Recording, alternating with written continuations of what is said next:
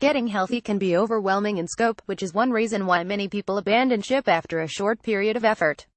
Fortunately, scientists have uncovered the secret to health success, and it's a lot less convoluted than you might think. In fact, simplicity is the very core message. A meta-analysis of 150 research reports, recently published in the journal Health Psychology Review, concluded that similarly focused messages are what matters when helping people stage a health intervention, like losing weight or quitting smoking. Success is more likely when the messages are not mixed with both action and inaction recommendations.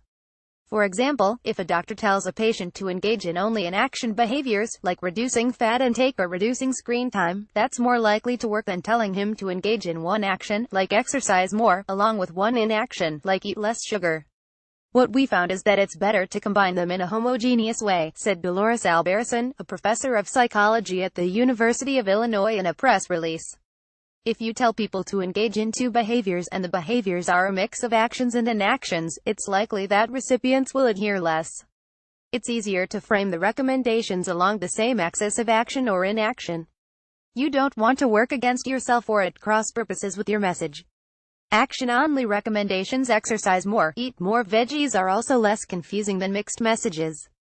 Surprisingly, in the areas of exercise and diet, action messaging is less effective in the long run than inaction-focused recommendations. On the flip side, smoking reduction efforts are more successful with action steps.